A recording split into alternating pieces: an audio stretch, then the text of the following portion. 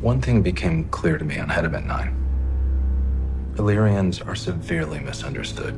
Your actions in the crisis prove that again. I just did my job, sir. No. You defy every stereotype the Federation has about Illyrians. You're an example to them. And to all of us. What do we do when Starfleet finds out? Welcome, everyone, to another edition of the Positively Trek Book Club, where I and a co-host take a look at a recent novel or comic or something else, secondary, beta canon, people might call it, in the Star Trek universe. And this week, I'm taking a look at the 4-issue miniseries, comic miniseries from IDW, Star Trek Strange New Worlds, The Illyrian Enigma.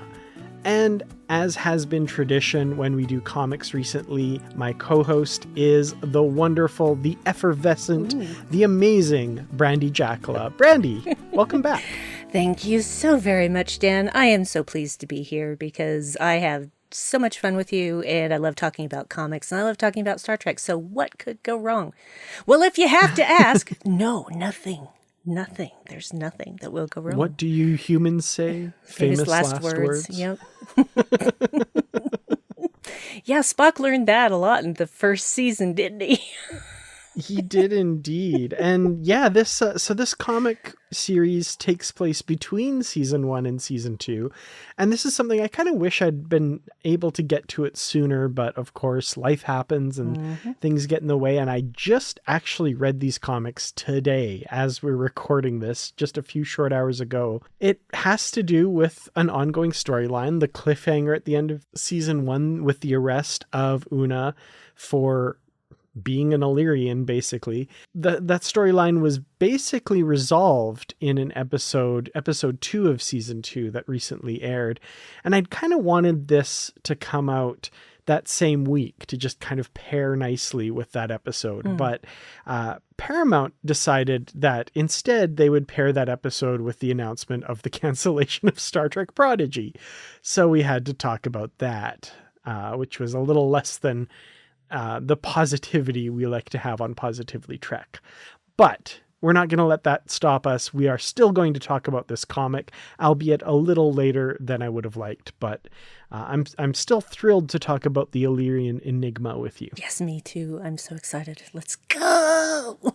Excellent. So yeah, like I said, it's 4 issues. We'll cover each issue, kind of just chronologically go through the story and discuss the story as it goes along. And I'm going to try and say the Illyrian Enigma as much as I can because I've practiced that, because it's a little bit of a tongue twister sometimes when I found out as I was preparing this episode. Yes, Illyrian See? Illyrian Enigma. Illyrian Enigma. Illyrian. It's hard. Guys, why? Why did you do that? I think probably specifically for that reason. I feel like they're trolling us just a little bit. Yep. All 4 of these issues were written by Kirsten Beyer and Mike Johnson, kind of a powerhouse team up for Star Trek comics in recent years, with art by Megan Levins and colors by Charlie Kirchhoff. And we'll have lots to say about this story and the artwork as we go along, I'm sure. So starting out with issue number 1, we kind of have what feels to me like we've had a lot of adventures together over the last year. And here's kind of a very brief recap / where we are now, kind of establishing the time period they're in between seasons 1 and 2. Yeah, that's a good thing to remind people of that. It seems like probably I could fit that in as Pike wanting to remind himself of everything that's happened so far in his log. So that works for me on that level. I like it. Yeah, it sets a mood with, the recent loss of Hammer, for example. But, we've shared these adventures together, but now that family is missing one of its own.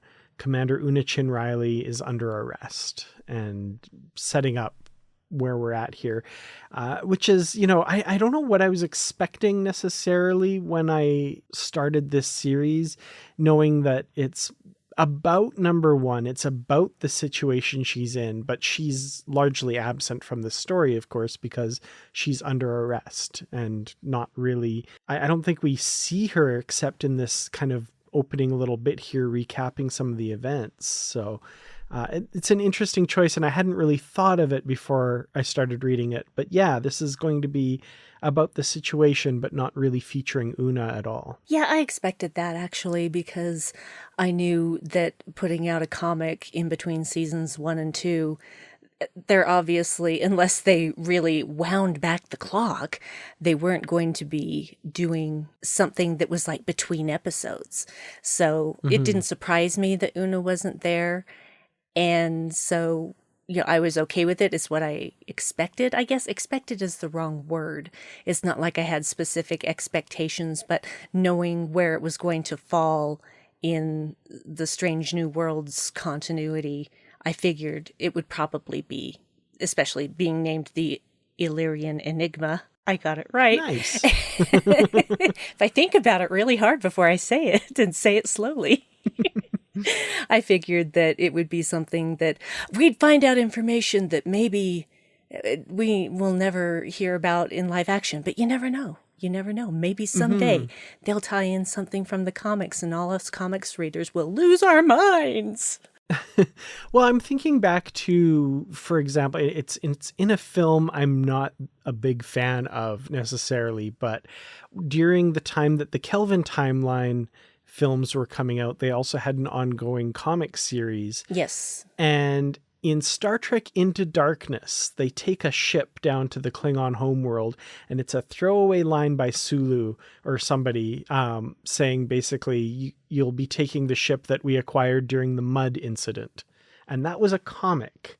And that ship is from and that was something that kind of like, oh, that's cool. And I thought, maybe during Una's trial, they'd say like, despite the information you gathered during your mission to whatever, this trial is still blah, blah, blah. But no, we're not going to get that. This is, if you've read the comic, you get a little bonus story, but it really doesn't have a payoff in the show whatsoever. No, and that's disappointing, but at the same time, I understand why they did it that way, because that's actually a thing that happens in Star Trek from time to time. Is all of this mind-blowing information, and you can't talk about it. Yeah, it's very common for sure. But yeah, so they're obviously wanting to help out Una. They're wanting to do what they can. Admiral April is basically sending them on a milk run to kind of get them out of the way. And I love this. They're delivering cargo to some starbase. And at one point, Pike says, "What is our cargo, Spock?" And Spock says, "Primarily waste disposal units, Captain." "Outstanding," he replies. And waste disposal units could mean any number of things, but I'm taking that to say that they're delivering toilets. They're delivering toilets to a starbase.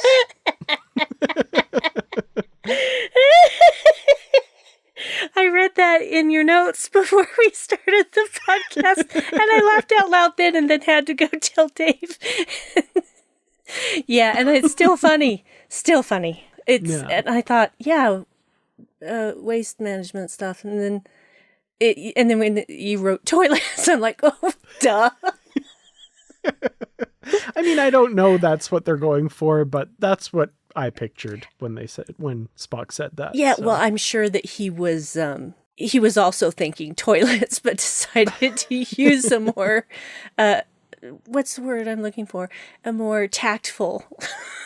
I don't know what's wrong with the word toilet. I mean, it's actually French, but whatever. But they're gonna go on this mission. Pike is committed to following his orders. The crew, on the other hand, they're kind of talking below decks about, what happened and like this knowledge has gotten out there. It's kind of spread what's exactly happened.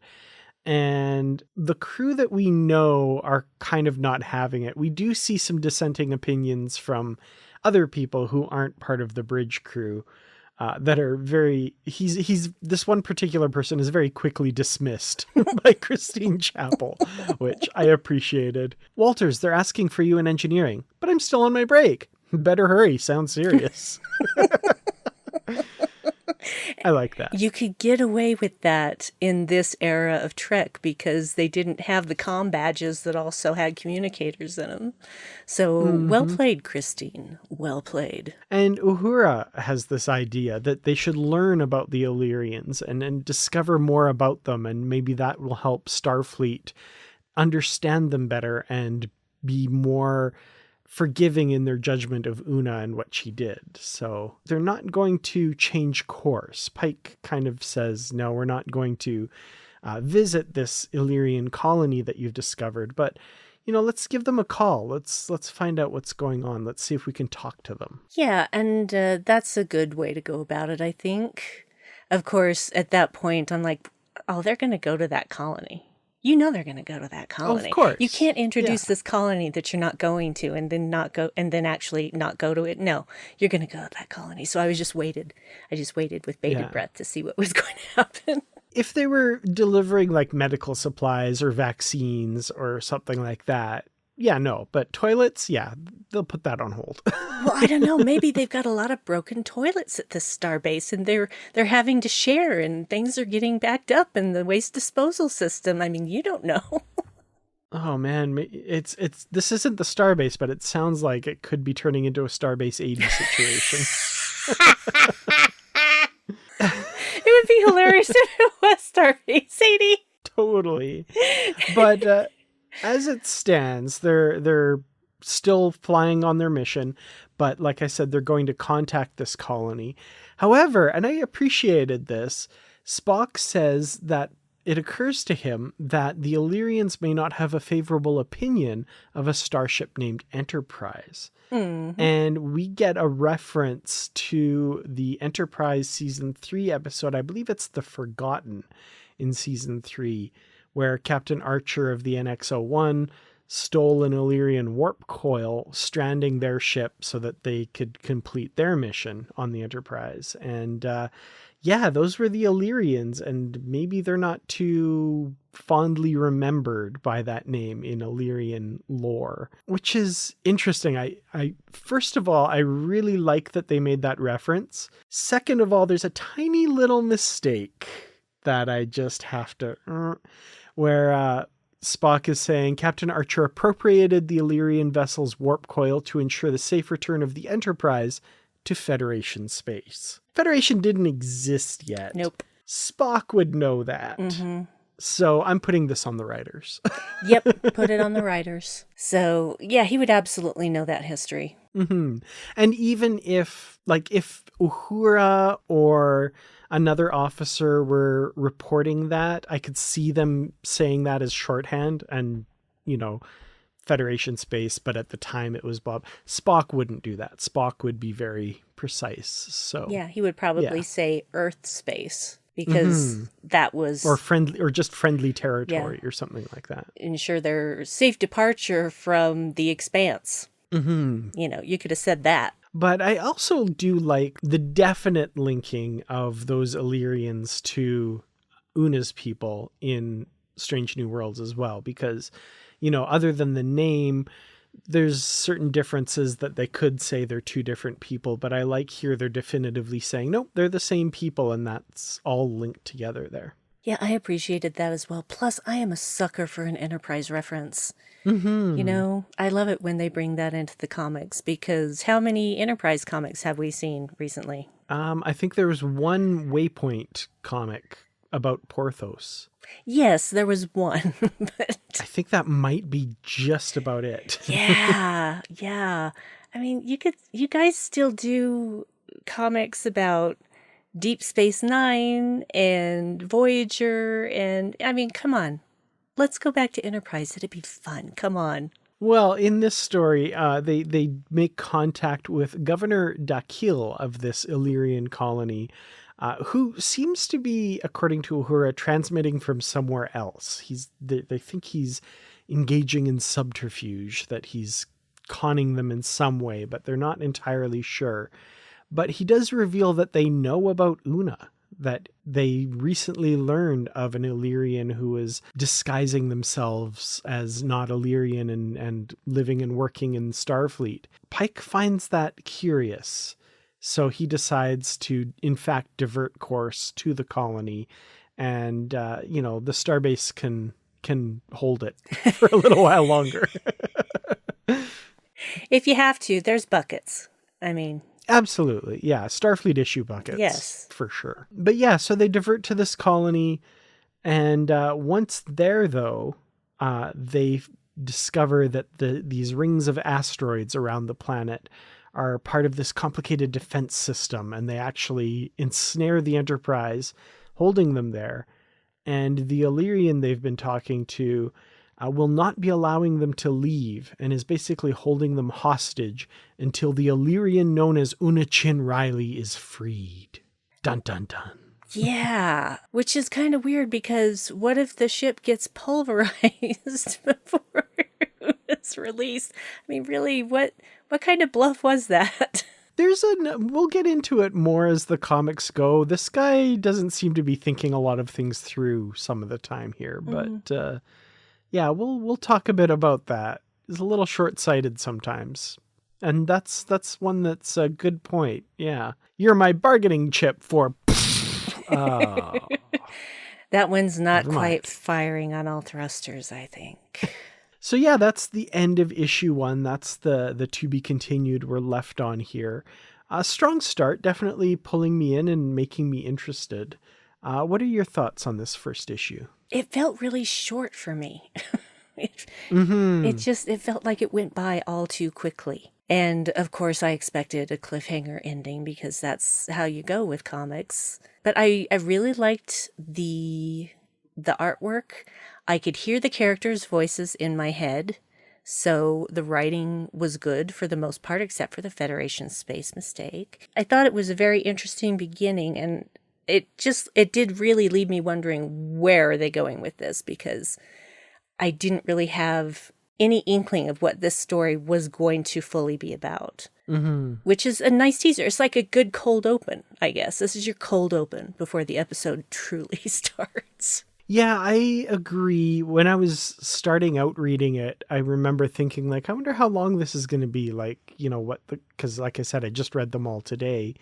But I do remember like really getting into the story in the last half and kind of going like, oh, wow. Okay. Oh, wow. And then it ended. And I was like, ooh, that's probably a good sign that I didn't see the end coming. And I was really wanting to just flip to the next story right away to figure out what's going on. So yeah, well done there, I think. And also, yeah, I hear the characters' voices, the Pike's logs. I feel like that's right out of the show. Like it feels like his voice when he's talking. He's got this very philosophical way of talking, very mellow, thoughtful. I really got that coming across. And we'll get into that more as the issues continue too. I think they really capture a lot of characters' voices really well. Agreed. One other thing I want to say with regards to issue 1 in the beginning of the story is it felt very Star Trek to me. I love that Uhura is like, we're going to make this all better by learning more about these people. We're going to explore, we're going to find out and learn about them. And I'm like, man, this is what Starfleet should be doing. I love this. They're just arresting Una and tossing her in jail. And the crew of the Enterprise is like, well, maybe if we learn more about her people, we'd understand them better. Thank you. Yes. Yeah, imagine that. Well, let's move on to issue number 2 then. And they're in this trap. They're surrounded by these asteroids that are pelting the ship. And they've got to figure out a way to get out of this trap. And how do they do it? It's Star Trek, so say it with me. They reverse the polarity. So they're attracting the asteroids, basically, like a big shiny magnet, as Pike says. And Spock says we got to figure out a way to repel them. So yeah, they reverse the polarity of the shields, and that's got it. Yeah. It actually makes sense. I like it. It does make sense. It ranks up there with, for me, with all 4 seasons of Enterprise, whenever, because they didn't have shields yet, right? Mm-hmm. And so every time they needed to raise their defenses, they polarized the hull plating, which was largely ineffective. It seemed like it was basically pulling a thin blanket over themselves because they still got hammered, even with polarizing the hull plating.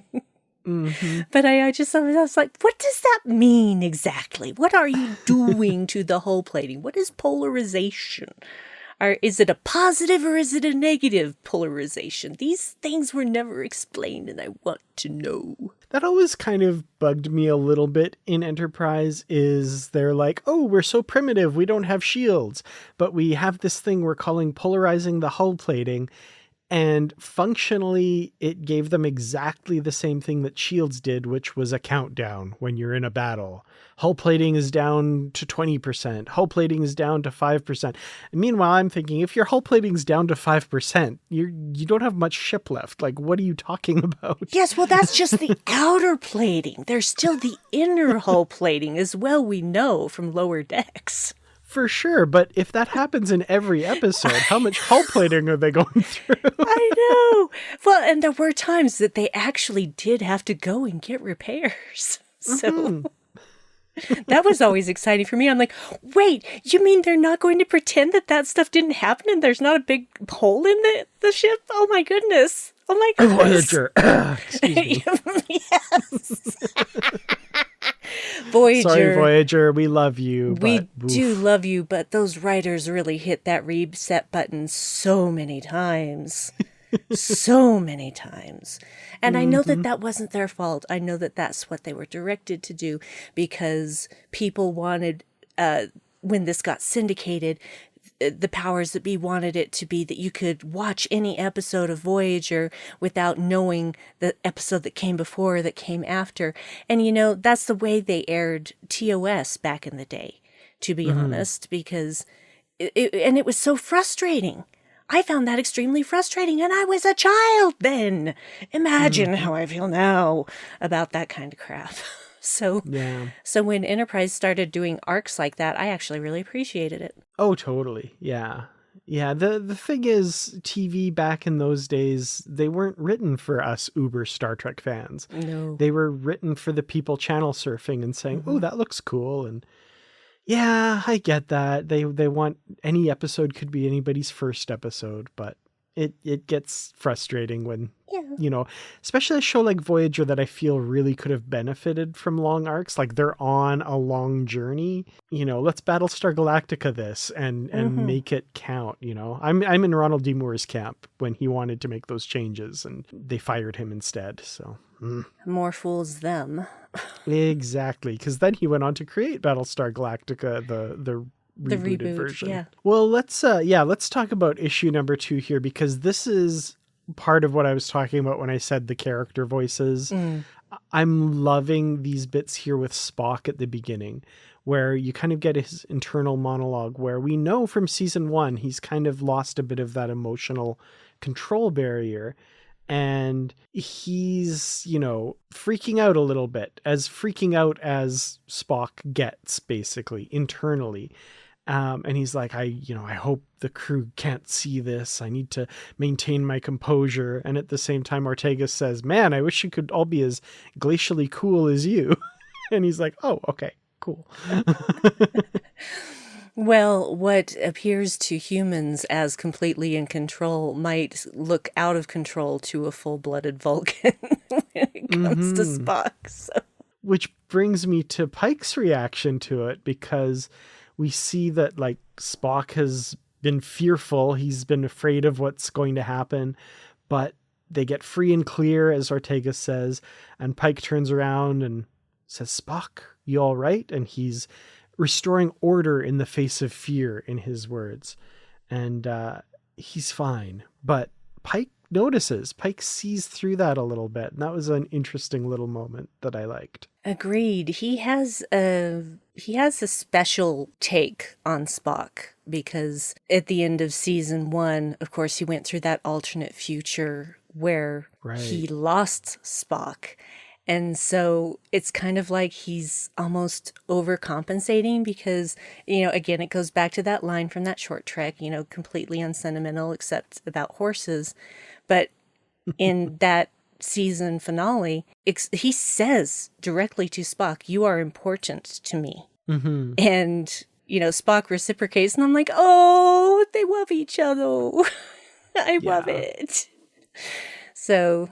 so of course he's going to be the one to notice that because he knows Spock on a different level than the rest of them. They have been through some stuff, and they have a very strong and deep connection. Well, they do get out of that trap, like I said, and they're immediately fired upon by the Illyrians, and the Enterprise basically one-shots them back. And again, the Illyrian captain kind of caught with his britches down a little bit. And he's like, a lucky hit. I'm willing to discuss a ceasefire for now. And Pike's like, we both know that's your only option. One thing I'm just noticing now looking at this, though, if you look right at the page where the Enterprise is firing on the Illyrian ship, the panel below that with Uhura, that's the TOS style Enterprise in the graphics behind her. I just noticed with the straight up and down pylons. Interesting. Fascinating. Very interesting. Sneaky, very sneaky. So yeah, they're invited aboard the Illyrian ship, the captain and the first officer. After the Illyrian captain asks, is that a Vulcan officer by your side? And Pike's like, well, yeah, that's my acting first officer, Lieutenant Spock. Why do you ask? Oh, just curious. Mm-hmm. You guys should beam over here. Not suspicious at all. No, not at all. Just saying that and then it's like, oh, no reason. Yeah, there's definitely a reason. You don't ask a question like that without a reason. We all know this. And even though it could be a trap, they do decide to beam over, giving Ortegas the con. And they beam into the private quarters of the captain. Very quickly, though, we get some backstory on Illyria about how it's completely uninhabitable, and we see a very graphic depiction of what would happen to Pike in an environmental suit if he were on the surface of the planet. I feel like they spent special attention on the artwork for this. It's pretty horrific. Very grisly, very grisly. They made a good point. With the acid storms raging unceasingly across the planet's surface. It's like a mixture of Red Skull from Marvel Comics and a bit of the Dark Knight Two-Face going on there. It was very creepy. It wasn't like horror video game level creepy. Like it wasn't Silent Hill level of creepy, but it was still very grisly. Yeah, just very anatomically accurate. Yeah. And that I have seen in a lot of horror movies. So, but when it's Pike, it makes it that much worse. Yeah. What happens here, I guess, after explaining about the Illyrian homeworld, basically the Illyrian captain beams Pike back to the Enterprise, but keeps Spock for some reason. 'Cause he's Vulcan. Yeah, he's Vulcan. Like, obviously there's something there, and we'll find out exactly why he wants to keep him. But my favorite bit here, because I love Ortegas, and I just like, this is fun. They beam Pike back to the bridge, and he's like, no! And Ortegas is there. Was I not supposed to sit in the chair? I thought I could sit in the chair. She's like just kind of slowly getting out of the chair. I love that. That was so very Ortegas. Talk about nailing the character voice. That was perfect. Yes. And she's been in the chair before. Oh, totally. But I don't know if just the Pike coming on the bridge and yelling no. kind of just scared her a little bit. Well, anyone would be startled by your captain suddenly materializing next to you and shouting. It's not what anyone expects because, it doesn't seem like they really have that capability yet, that site-to-site transport without going to the transporter room. Not so much. So yeah, the Illyrian ship has gone to warp and Pike orders pursuit. Meanwhile, they also get a priority hail from Starfleet Command from Admiral April. Pike says he can wait. Okay, Pike. Definitely punching above your weight class there, and I like it. I like it. You're going to bat for your crew. We're family, and we're getting our family back. You know, we're not going to talk to Starfleet and they'll order us back home and someone else will go chase Spock. No, we're getting Spock back. Well, and that was the best way to handle it, because you can't disobey an order that you didn't get. Exactly. Well, at the very end of this, we go back to the Illyrian ship, and Spock is awake, and the Illyrian captain is saying to him, only a Vulcan can access the information we need. Only a Vulcan can survive the acid storms on the surface thanks to the changes that we've made to you. And we see Spock, and he is made of stone by the looks of it. And the most disturbing part of this is when he was saying, I should feel something. Anger, fear, any emotion like those I've been wrestling with of late. But I do not. I am changed, and I cannot feel anything at all. Ooh. To be continued. Dun, dun, dun. Now, I'm just noticing this now. Why is there a little Klingon symbol next to the to be continued? I know, right? I did not notice that before. I'm just noticing that now. And what? Okay, anyway. Spoiler, there are no Klingons in this 4-issue series. Not a one.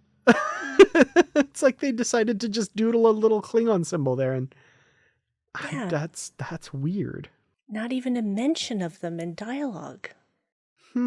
See, and if I'd have noticed that when I was reading it the first time, I would have been like, oh, what do the Klingons have to do? Interesting. And then nothing. So I'm glad I didn't notice it before, but that's really weird. It seems to me like they wouldn't do that without a reason. So why would they do that? I'm curious.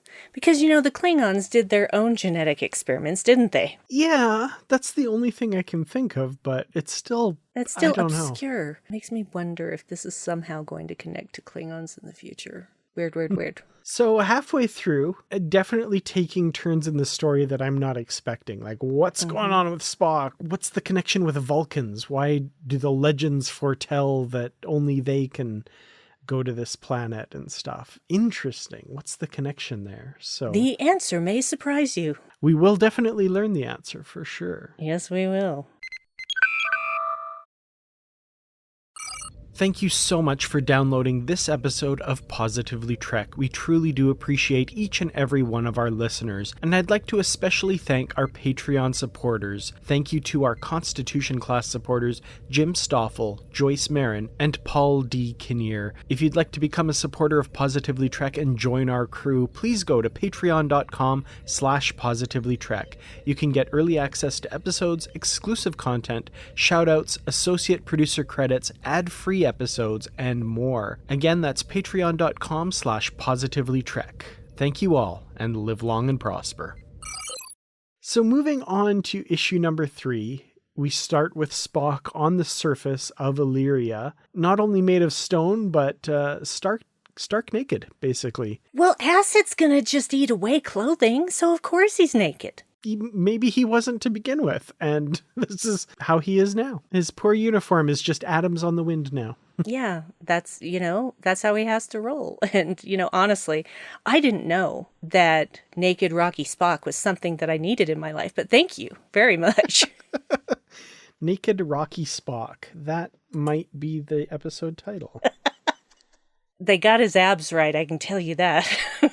Yeah, they paid special attention to his abs for sure. Honestly, yes. If you didn't know, recently there was an article about Ethan Peck in InStyle magazine, and of course a photo shoot, and there was definitely a photo without a shirt. I'm getting hot just thinking about it. And yeah, they really nailed the abs. I'm not kidding. That's what his abs look like. No joke. Nice. I could see the artist with a copy of that magazine open beside them, just kind of, probably reference enlarged. shots. Right? Just to make sure. Well, he's striding his naked rocky body across the surface of this planet, and he sees this rather large statue And it's very Vulcan in its features. It's, obviously wearing Vulcan clothes in a very Vulcan pose. This large statue with an opening at its base. It's interesting. Millennia ago, this was the Illyrian homeworld. There is no record of Vulcans ever being here. So why is the only structure left on this planet seemingly of Vulcan origin? To coin a phrase, fascinating. It's interesting because it's the only thing still standing. What's it made out of? They never really talk about that. I want to know, what's it made of? The acid hasn't eroded it after all this time. And is it a tomb? Is it a monument? What the heck is it? Well, Spock's going to walk into it to course. see if he can find out. And as he walks in, he kind of leaves this place in his mind and is experiencing this other reality where we kind of find out he's inhabiting the mind of a Vulcan who's part of a group visiting Illyria for the first time millennia ago, this Vulcan named Skalan. And this is before Surak's philosophy of total logic, took over the planet. So these are passionate ancient Vulcans riding Saylots off their ship into the city, which I thought that was really cool. Like the idea of ancient Vulcan explorers / colonizers, I guess. Yeah, I guess, yeah. There's definitely that. We get that kind of parallel later, striding upon the backs of Saylots onto the surfaces of alien worlds. What a cool visual. That's awesome. It was awesome. And I thought, wow, I didn't know they rode them around, but that makes sense. Pretty cool. So yeah, this is first contact with Illyria, basically. The Vulcans are getting there. And yeah, we're learning a little bit about this culture and the fact that there's some sort of cataclysm that's starting to take shape. The planet's starting to become uninhabitable. And the Vulcans are ostensibly there to help. They're going to help them, apparently. You know what this actually made me think of, and it's a weird correlation, but it reminded me of the last days of Krypton for a minute. I could see that, yeah. Yeah, everybody, Jor-El being the only one to say, hey, look, this is a problem, y'all. We are going to die. No, Krypton's just shifting its orbit. It's fine. It's like, do you know what shifting an orbit means? It's not just fine. That contributes to major atmospheric changes. For heaven's sake, are you people not advanced? I mean, you look like you have all of this technology and you can't determine that your planet is not just shifting its orbit. It's going to run into the sun. Did you know that? Sorry, I just went off on a tangent there, but that's kind of how I felt about, these people trying to find a way to figure out how to keep their planet alive. And I just thought, and the Vulcans are going to help. Oh, this is not going to go well, is it? Actually, that really reminds me what you were talking about of a post that I've seen, like a meme that kind of pops up every once in a while, where it's, me as a kid watching Superman.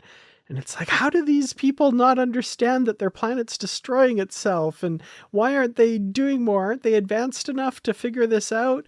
And then like me in my 30s reading a Facebook message group. Oh. Which is, you have to laugh, but it's not very laughable. It's not. It's really not. The sad thing is that where Krypton was concerned, it seemed like the people who were saying, oh no, it's just shifting its orbit, were also the people in charge and the scientists. So, yeah. Yeah. Here it's just the people in charge. Yeah, just the people in charge. So meanwhile, in this kind of reality that Spock is experiencing, this artifact that he's wearing, this necklace starts glowing and is changing him, and people around him are becoming confused and he's not sure what's going on exactly. And at the same time, the Enterprise has arrived in orbit, and we get a little bit of back and forth between Pike and this captain, which I've kind of been enjoying throughout this series. Like, oh, I'm hurt. You left without saying goodbye. I kind of like this. Oh, I shouldn't be surprised you were able to follow us. Not that it matters. This guy, he's kind of just flying by the seat of his pants, I think. He's not really thinking things through. No, not in the least. Not in the least. How did this guy get to become a captain? I gotta wonder. And if he's this bad, what are the underlings like? Mm-hmm. Is it like a ship? This is basically the Illyrian version of Starbase 80, isn't it? It seems like it, yeah, maybe. But meanwhile, Pike is going to take a shuttle down to the surface and try and survive as long as he can, basically, to try and rescue Spock. I like this. Uhura's chasing him, basically. Captain, you can't go down there. The shuttle won't last 5 minutes, much less you. And then Pike says, then I have 5 minutes, as he heads to the shuttle bay. And like total typical action hero Pike. And he's gonna do it. He's gonna go save Spock. And spoiler alert, he's gonna go save Spock. So that's awesome. Because that's what Pike does.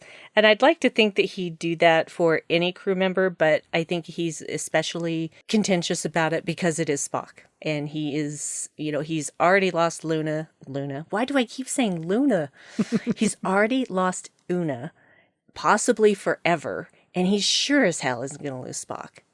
The Holy Trinity must be kept intact. So yeah, he's going to get down to the surface and he finds Spock collapsed outside of this monument, which, after having withstood all of the atmosphere all these years, I guess the seismic activity is bringing it down now. So it lasted almost forever until Spock came along and set something off, and it's starting to come down now. But the cliffhanger we're left on here is Spock holding this relic saying, Vulcan, the answers are on Vulcan. Dun, dun, dun. Again. Yeah, the way that I looked at that scene was that whatever he took out of there was the thing that it was protecting, and now that thing was gone, the usefulness of that monument or whatever it was at an end. And so it didn't want the knowledge, I guess, getting out to anyone else. And so it just imploded, because there's no reason that right then it decides, that's it. That's the last straw. And we're done with this atmosphere. No, I definitely think it's related to Spock taking that relic out. Oh, yeah. Yeah, for sure. Absolutely. I think the Illyrians even say when they're scanning, they're like, he's done something because there's all this increased seismic activity that's happening. So yeah, I think taking that relic was what kicked that off for sure. And we'll move on to the final issue 4, and we'll find out all about that relic and what it's all about. But in the meantime, in the very first few panels, we've got Spock in sickbay and he's back to normal. Doctor waved a light over him and now he's fine. Well, the Illyrians did say that the effects were temporary. That's true. And they do have a genetic expert aboard, Christine Jabel, who was, I'm sure, very instrumental in reversing a lot of that as well. So Gonna miss Rocky Spock. You were with us too short a time.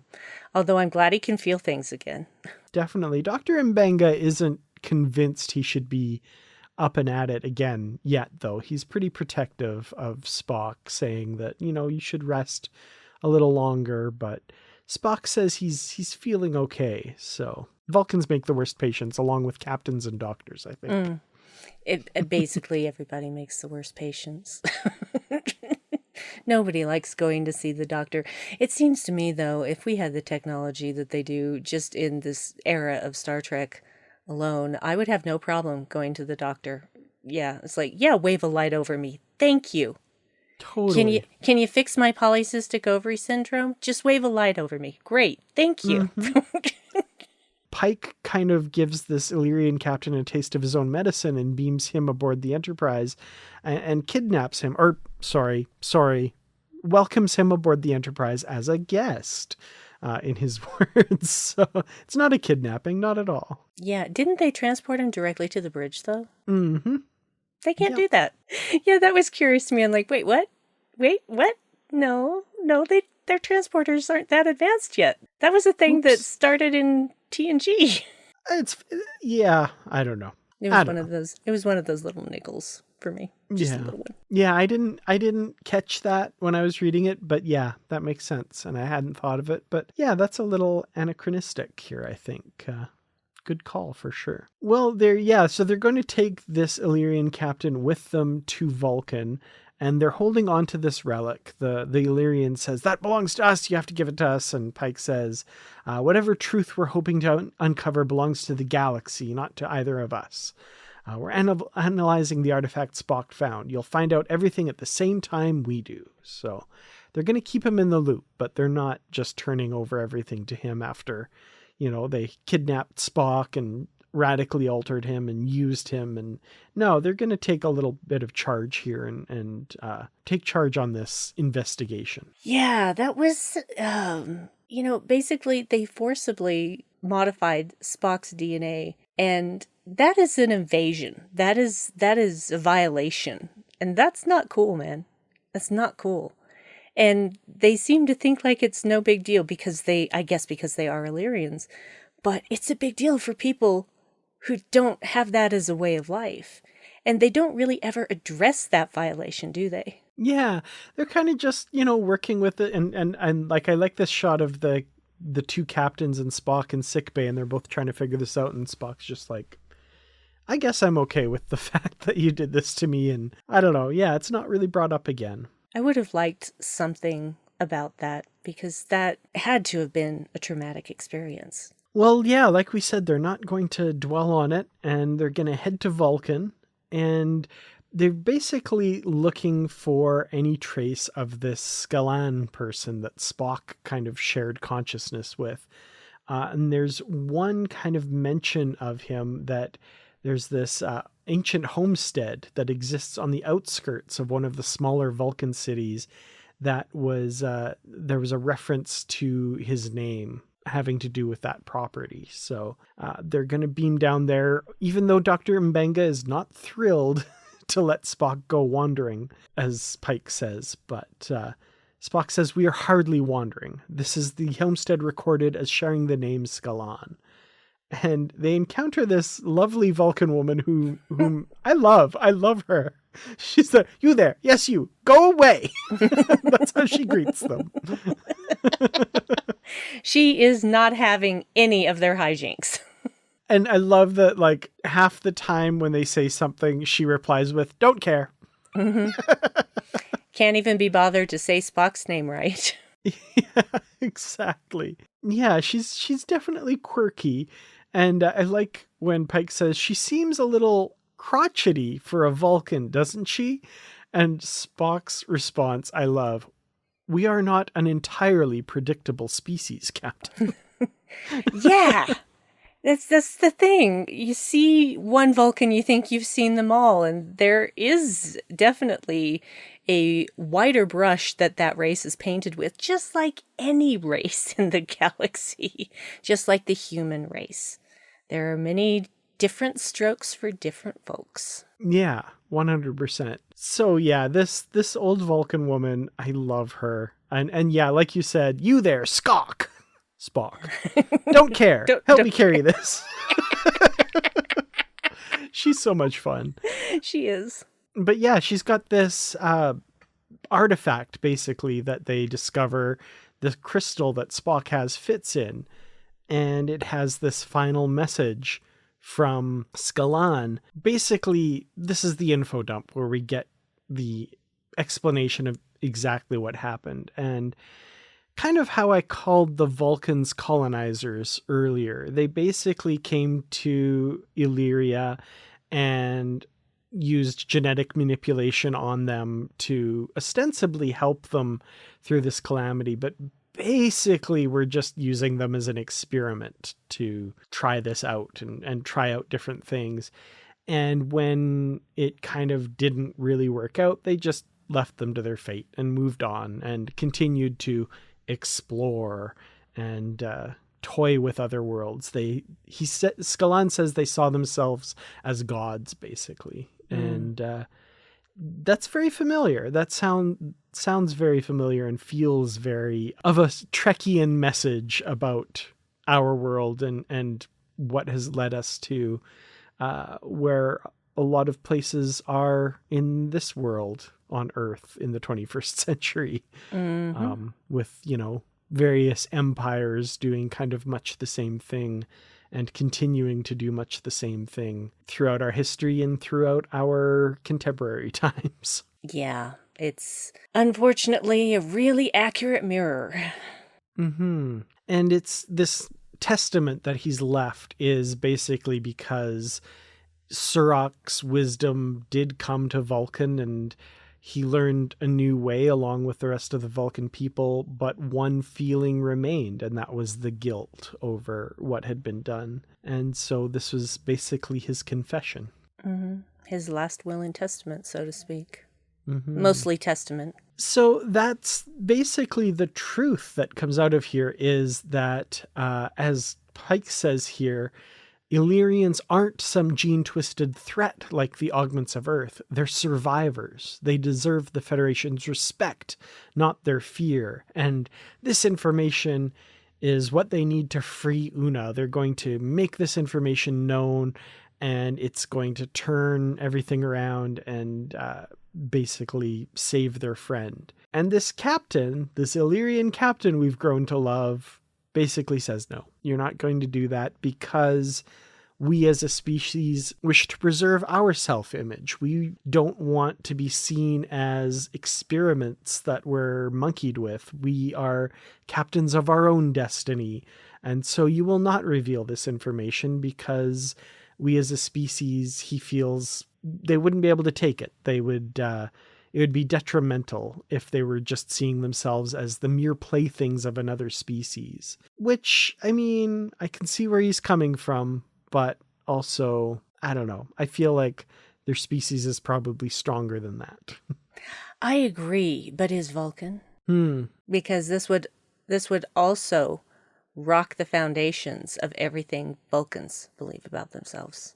So much so that all of this information was stricken from history. Yeah. There was more than one world at stake there. For sure. And also there is the integrity of the stories of season 2 of Strange New Worlds at stake here as well. Big stake right there. Exactly. So, I mean, story-wise, they had to have a reason why this big revelation doesn't free Una and isn't the big revelation that sends shockwaves, which, it's kind of, it has to be baked into the story, but at the same time, like, even though you see it coming, it's just a bit unsatisfying at the end. Yeah. That, like, we've learned this huge truth that'll upset the everything of everything, and no, we got to be quiet about it. Bombshells that would possibly change the balance of power throughout the galaxy, and yeah, nobody can talk about it. So, but it was just Spock and Pike and what's his name? The Illyrian captain whose name I've forgotten. And this old cranky lady who isn't going to tell anyone anything, because who cares? She doesn't. I loved that when the revelation's all said and done, she basically says, so you going to take this off my hands or what? It's been collecting dust. I don't want it. I don't even know why I kept it this long. Like the outskirts of a small city, like, basically country bumpkin Vulcan is kind of, I think, what they were going for, which I very much enjoyed. Yeah, and she has seen it all, and she does not have time for your crap. Don't care. Don't care. All I care about is what makes me happy, and that ain't you. Get out. So yeah, like you said, the only people that know about it are this very tight circle, and they're going to keep the secret. And I like that little acknowledgement of it with the crew at the end. We have Uhura, Ortegas, and Chapel. Basically like, something happened down there. Oh well, I guess we'll never know. We're going to help get the ship ready for when Una comes home, and they toast to number 1. And that's the end of the story. I kind of saw that ending coming. Yeah, for sure. Gotta put all the toys back on the shelf the way you found them, because 99.9999% of fans are not going to read this story. That's just the way the numbers work out. So it's too bad, because I love comics, and I love Star Trek comics, and it's fun to have these other stories and work that into my headcanon. So that's a good question then. Is this a story that because novels and comics you can accept as part of your continuity or not as you see fit. So in your mind, watching season 2 and how everything shook out for Una, did this story happen in your personal history of Star Trek, or was it a work of fiction in that world? You know, I would really like to, well, I'm going to rewatch the season anyway, of course, but I would really like to rewatch, because it had been a couple of months since I had read these comics and had forgotten a lot of it, if we're being honest. Because I've read a lot of comics, you guys. My brain can only hold so much. Well, actually, it can probably hold a lot, but I can't always access it, you know. So I'm going to say, yeah, this fits into my headcanon, and I'm going to watch the rest of this season of Strange New Worlds with that information in my head, knowing that Pike and Spock know this, and see how that changes things. Interesting, yeah. And I hadn't really thought of that question until right before I asked it, because I think that's an interesting way to approach some of these stories. Like, agreed. You know, a story can be really good, but not necessarily fit, right? Because, like, I love the original series novel, The Final Reflection by John M. Ford. But the way the Klingons have been written since and the things that we know about them, that novel just doesn't fit. Like, it doesn't work. But it's such a good novel that if anybody ever has the chance to read it, I always say, take it, read it. It's really good. But it's not really part of my personal headcanon or continuity. This one, yeah, I think it works. I think it requires a little bit of squinting to make it all fit, because it's pretty big. Like, it's a pretty big revelation what happens here. Like you said, only a couple people really know about it. So I think on a technicality, it gets a pass there. So yeah, it works for me. And on top of that, I really enjoy it. I thought it was a really well told story, really interesting. And like you, I wish more people would read it, but just given its medium, we know that's not going to happen, unfortunately. Yeah, which is really too bad, because it's so much easier to get comics now, even if you can't get them in physical form. Getting them digitally is so much easier than it used to be. So there's really no excuse. Yeah. I much prefer reading the actual comics because it's easier, it's bigger, and I already need reading glasses anyway because I can't see far, I can't see near, I can just at best stare at the middle distance now. And so I like to have something that I don't have to scroll.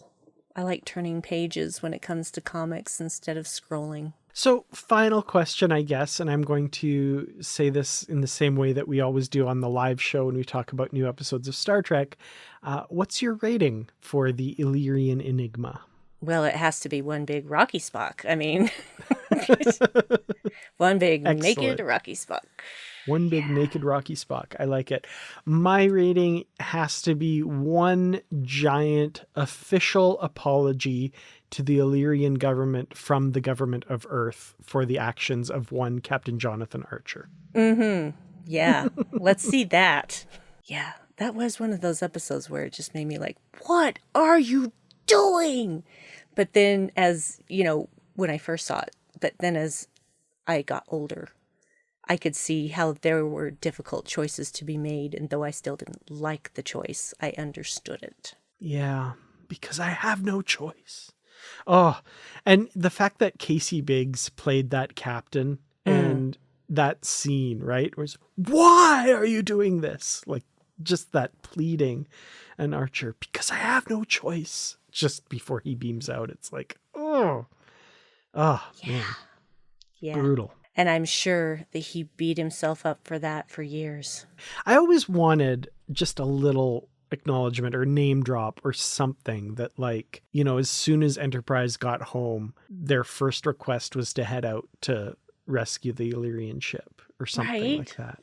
Like, I really wanted that. Send the Columbia. If the NX-01's not able to go out, send out the Columbia. Just do it. Yeah. Well, with that said, the Illyrian Enigma 4-part series, definitely worth checking out. If you've listened to this whole podcast without having read it, we spoiled it top to bottom, but even if you haven't read it, I think it's still worth checking out at that point. So yeah, definitely in my recommended list for fans of Strange New Worlds and fans of Star Trek. Agreed. Well, Brandi, thank you so much for joining me today. And where can people find you when you're not taking out Illyrian ships with a single shot? I'm always taking out Illyrian ships with a single shot. I don't miss, baby. No, you can find me on Twitter at Brandywine12 and on Mastodon at Brandywine at ravenation.club. And you can also find me on Boldly Go, a Star Trek Strange New Worlds podcast, where I and a guest talk about the newest episode of Strange New Worlds as we go along. And if you hadn't heard already, my co-host Suzanne is no longer able to do the show, which breaks my heart. And her absence is keenly felt by me. And but I have been having some great guests on, and will continue to do so through the end of season 2 of Strange New Worlds. And beyond that, there are some other things I have planned. So you'll just have to stay tuned, and you can just find that anywhere that you can find podcasts. You can find me on Twitter at Kurtrats, on Mastodon at Kurtrats at mstdn.ca, and youtube.com/Kurtrats Productions, where I make videos all about Star Trek mostly. And I say other stuff, but it's basically just been Star Trek. So yeah, that's what I love to talk about. Same. Absolutely. And you can find this podcast on Twitter at Positively Trek. Check out the Positively Trek discussion group on Facebook. We'd love to have you join our conversations there. And if you'd like to help out the show, patreon.com/positivelytrek is where you can go to do that. And we thank all of our patrons. We really do appreciate all of your help bringing this to you each and every week. I'm Dan Gunther. With me has been Brandi Jackola. We will see you again in a future episode of the Positively Trek Book Club. So until then, as always, stay positive.